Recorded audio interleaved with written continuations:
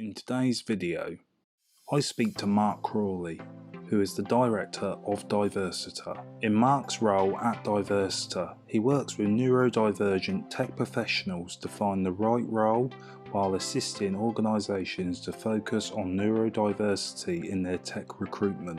Today I talk to Marc around autism and employment and what needs to change around employment, what can be done better, and what advice he would give to employers.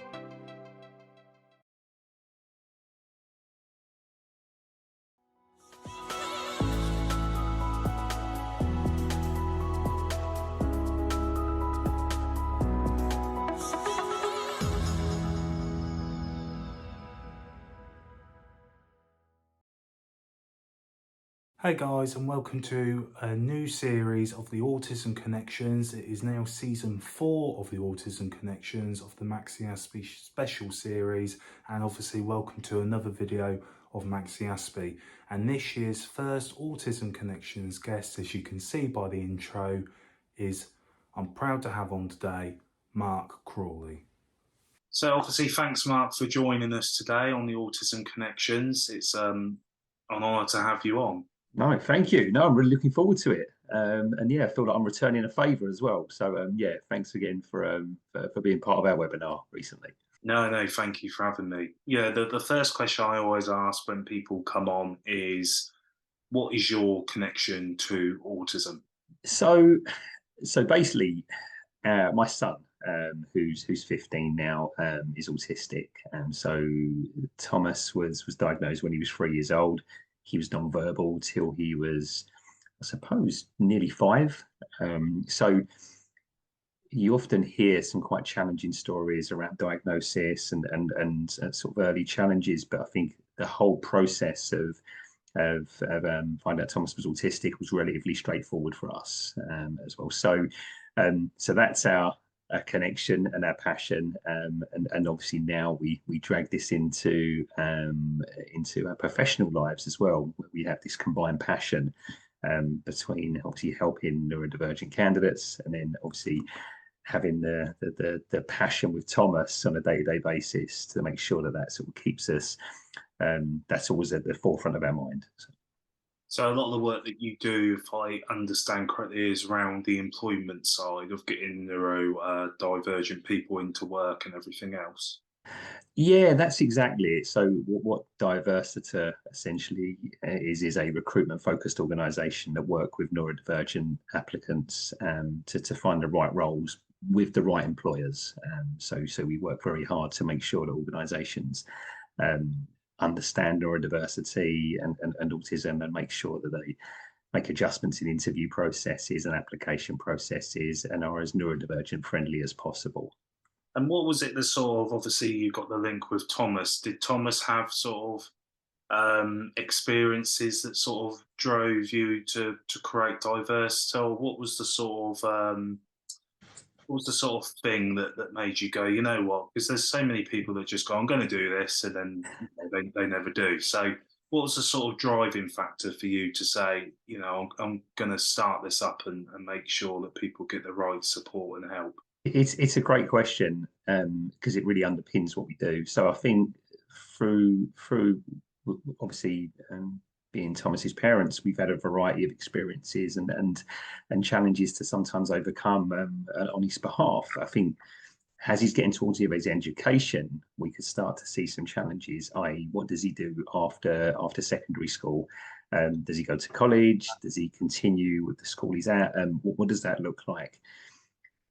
But working in recruitment, I could then see further challenges around obviously the recruitment space. So I think the spark really was as soon as we started to think about what he does after school, it had almost like a domino effect of challenges but things that we wanted to be part of to contribute more positively to and to try and help change.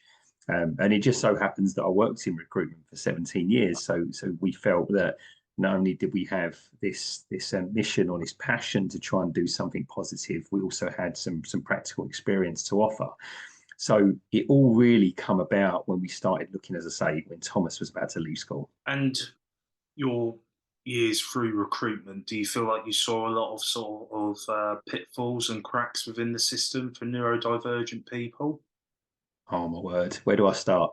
Because it is. I would say, I think rough guesstimate, I've probably worked with a couple of thousand organisations over the years, and worked with thousands and thousands of candidates, and I can count probably the time on one hand where a candidate has felt confident enough to ask either me or any of the individuals that used to work for me for any adjustments in the interview process.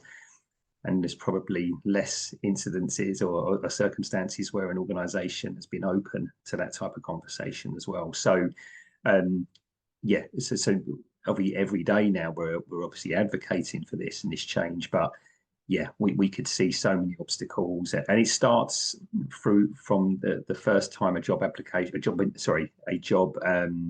advert is put out, or a job specification is put out, through to the application process, the interview process, what actually prompts an organisation to decide to go with a particular candidate. All of that fundamentally needs to change, in my opinion. So.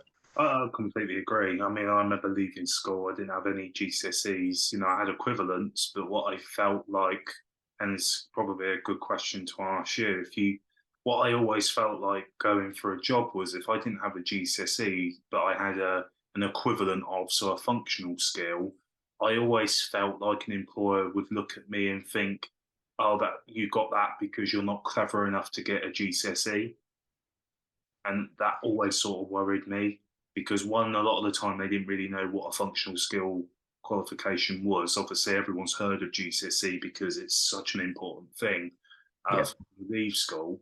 But when you've got these sort of alternatives, it doesn't seem to sort of register to them. It's like, well, what's that? It's a really good point, and I think even we've had that challenge with Thomas potentially going to college, around the qualifications that are needed to do the course he wants to do. So I totally agree, and I think there's a lot of crossover between the drive on social mobility and the focus on neurodiversity, because a lot of people, for whatever reason, just haven't had the opportunities to get mainstream qualifications, yet they have so much to offer, and there's got to be a better way in organisations being able to recognise and see that, during processes. We've got a webinar coming up next month with a young lad who's basically taught himself everything he needs to know about technology, but sitting in his bedroom, and he's Wow. now a lead developer working for a fantastic organisation. But everything he's had to do for himself, with very, very little help from any sort of system or educational support. So you're absolutely right. Our job is to try and obviously change that mentality slowly but surely. And what do you feel employers can do to change that? And what do you sort of focus on when you're going through the process of, you've got a neurodivergent candidate? What things do you sort of offer employers, and what sort of things do you have to sort of change to get them to look almost past it, which sounds horrible because there's nothing really to look past, but what's sort of your biggest challenges when you've got that situation, when you're in a situation where you've got someone really talented, but you might have an employer that might think, don't know about that. So again, whether it's the right way or the wrong way, and we lean on certain recruitment challenges that organisations are always going to have, right? And what I mean by that is that when I used to work in my previous recruitment role, there used to be organisations would release a role and they would get quite repetitive applications. So the same type of candidates applying, the same type of backgrounds applying, etc. And what we're trying to say to organisations, particularly in technology, and is that there is an alternative candidate pool there that are just not applying for your roles, right? And because of the processes you have. So first of all, we say there's an advantage here for you to open up the candidate pool here to see a wide variety of candidates. We also then work with candidates to make sure that they really understand and they can advocate themselves around their own strengths while also understanding their challenges. So when we talk to organizations, we can really, when we know that company well, we can really talk around the strengths that candidate has and how it would really fit into that organization as well. we do talk around some of the challenges that need to be accommodated, but again, it's that combination of making sure that you are open to diversifying your workforce, but at the same time realizing that it genuinely has a benefit to the organisation, and it's not just a nice thing to do in inverted commas, right? This is something that really will add value. I think you're spot on. There's so much around, me and you both know at the moment there's only 22% of autistic people in any form of work. And, I've always had the conversations with government, which is, again, when you leave school, I know how many wives Henry VIII had, but I don't know how to write a CV. Right. Sort of those skills that I'm really going to need to know, or how to read a pay slip, that I'm taught a lot at school that is important, and Yeah. I need to know. But there's a lot of things I think in the education system which is missed. Those important life skills that you need to know. And I suppose it leads me on to that question: do you find that a lot of the candidates that you have or have had not only neurodivergent but also neurotypical, do you feel that there's a lot of sort of people leaving school and lacking those core things that they need to know that they're not getting taught? We do, we do. I'll be honest, and I think it's. I mean, I'm not an expert in talking around the education system, but one thing that I do see when I look at the support and the advice Thomas gets is it's very much around stripping back parents' expectations and stripping back children's expectations about what they can possibly achieve. Even when I look at the college Thomas may go to, the within the obviously they call it special educational needs or the SEN area, um, the options around the subjects are fairly limited, right? And so I'm a big believer that not only is around, obviously you mentioned around 22% of autistic adults, only 22% are employed. I'd question how many of those individuals are underemployed as well, and are not necessarily doing the roles that they could really contribute to. So I think a lot of people come to us and they've had their expectations stripped back, and a lot of the time, the reason they're in a position where they can now start looking at roles in technology or start looking at opportunities is either they've gone and used their initiatives themselves to reskill through a coding group or something like that, or they've upskilled themselves in their spare time because they're incredibly smart and can do that, which without any educational support, or they've had some good advocates and allies that have really given them an opportunity.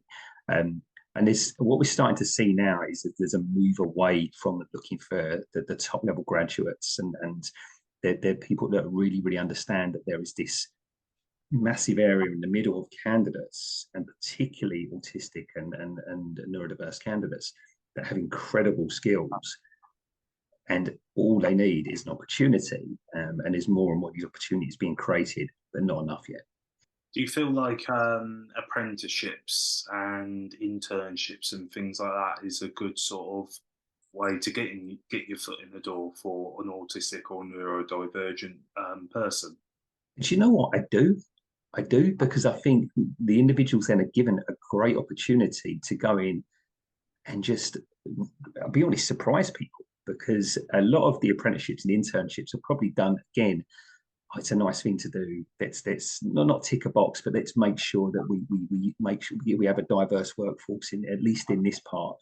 And then someone will come in and come up with fantastic ideas, really sort of almost raise the bar in terms of particularly in technology and in the area we work in some of the advances that are being made. So I do, because it's one of those avenues where people get to see what obviously individuals can really offer. So yeah, I do. We don't work in apprenticeships and internships, but I'm a big supporter of them in the right instances, as long as they're not situations where people are taking advantage or anything like that. But I do think it's a good window, it's a good pathway. I completely agree. I mean, that's how I started my position. Cool. And you're always sort of worried, am I just going to end up making teas for people and not, as you say, doing the job that you're actually there to be doing, because people don't think that you can actually do that job. Right. Um, So I completely agree, going in and then surprising them and then being like, oh, okay.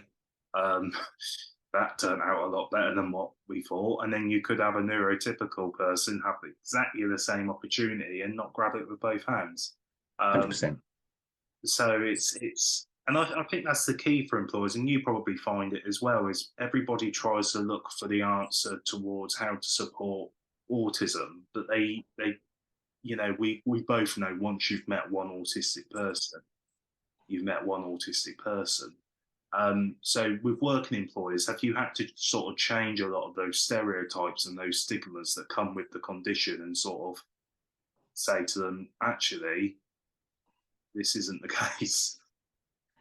Yeah, without doubt. I mean, we run neurodiversity awareness sessions, and then we cover autistic strengths and challenges, and an overview within that. And you probably don't need me to tell you that there's two things that I would say most employers who know very little around this subject will focus on. First of all, they focus on the challenges and not the strengths. And if they do focus on the strengths, then it's very much almost like savant syndrome strengths, as in like Rain Man and areas like that. And so really trying to educate people that obviously there's some real cognitive strengths that candidates can add value to your environment. And there's a few accommodations and adjustments in leadership styles, management styles. That's the key adjustment for us. The interview and application process is obviously really important, because at that point, what we try and do is implement as much equity as we can into that process, where people get to see, they make the adjustments, and then they get to see the skill set that people have. If I'm going to be honest, Max, that's the challenge we have. A lot of organizations focus on equality, and if we have to do that, we have to do it for everyone. And we've talked about this quite a lot. That's probably the harder obstacle, because organizations tend to fall into three camps at the moment. There's the ones that do nothing, and they're like, well, we'll do it the way we want to do it, and et cetera, et cetera. Then there's the ones that are patting themselves on the backs because they've implemented equality, and it's taking it on a step from that now, because equality works for a certain candidate pool, but not the neurodivergent candidate pool. So it's that new group of employers that are coming through. They're the ones that we're really enjoying working with at the moment. And again, changing things, individualizing the recruitment processes, taking it away from automation, all of these things I could talk about all day, but that's the part we're really enjoying changing. It's interesting you say that, because you're right. We've had many conversations about how often employers will be like, well, if I have to do that for you, then I have to do that for everyone. But Absolutely. they're very willing to make adjustments if there's, for instance, a single mother that needs to leave work early, because they can't, so they need someone to look after the child, or or childcare is called up and it's not gone to plan, and employers are very quick, like, oh yeah, you go, you need to go. And I gave you the example last time. It's like, is Derek down the hall sort of going, well, can I go home early as well then? Right. You've done it for her, and it's like, well, no, you've not got children. It's you don't need that adjustment, to be made. I suppose one of the other questions is for yourself as well, is for employers and neurodivergent people as well. What sort of adjustments can you ask for, and what sort of things have you had to put in place for neurodivergent people? Just because, honestly, a lot of the time, the biggest question I get asked quite a lot is, what can I ask for? What is a reasonable adjustment? What is a reasonable request? So it'd just be interesting to hear what things you've been able to put in place and be able to support for neurodivergent people. This is always a really interesting question, because a lot of the time, a lot of the things we ask for and the processes we have are very much just about having a very good candidate experience within an interview and application process.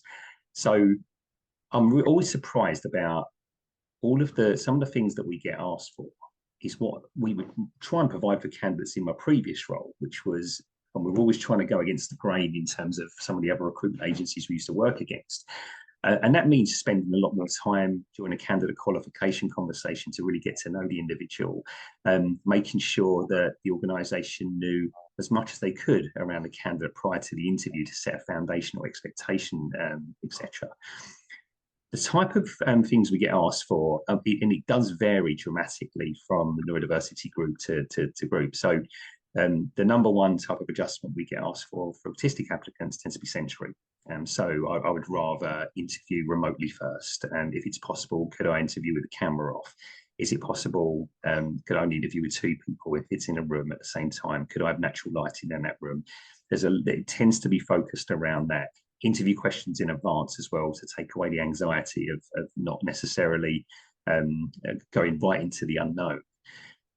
Expect adjustments for candidates with ADHD and dyslexia are very different. A lot of time it's about extra time or context. So for example, we have a lot of candidates with ADHD tend to get very, very passionate around the subject they're talking about, but tend to sort of go off of the question slightly. So what we ask for then is to make sure that it doesn't matter too much, is we ask for extra time during the interview, not necessarily extra time to try and think about the question, but to have room for additional thoughts and additional ideas, because some of those ideas are really valuable. With dyslexic applicants, we ask for extra time, sometimes because there's a delay in how information is processed as well. So there's a variety of things, but what we always try and do is make it as individual as we can. What I'm starting to do now, though, Max, is companies that we work with almost in a recurring nature is I'm really working with them to have a list of adjustments they can offer, right, by default. Because when I ask, if I'm going to be really honest, if I ask an autistic applicant what they need, a lot of the time they don't know, right? Or they don't know what they want to ask for. And I totally understand that, because there's always a fear of being told no, right? Or I don't really understand it. But if I offer and say, look, they can do these 10 things, a lot of the time a candidate will pick 3 or 4 of those. So it's a bit of a sort of a double-edged sword at the moment with companies, where we ask them to make adjustments, but now I'm taking it on another step and saying, I also want you to really think about what you can offer candidates on a regular basis. It's a really good point, because honestly, I've been at places where it's like, okay, what can we do? And it's like, well, I don't know, I'm all right at the moment. And sometimes, I mean, me and you discuss, when those things are denied, a lot of employers, you'll probably find as well, Mark, is around money. How much is this going to cost me? But me and you spoke about it last time. There's a lot of autistic people who will be at full-time work, will ask for instance, a sensory reasonable adjustment to be put in place. So, the light's not too bright or the noise isn't too much.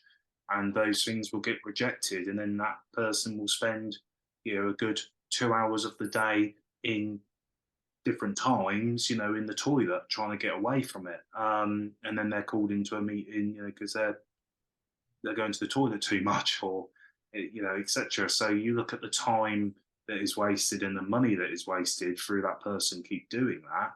It would have been more efficient and better off putting the reasonable adjustment in the first place.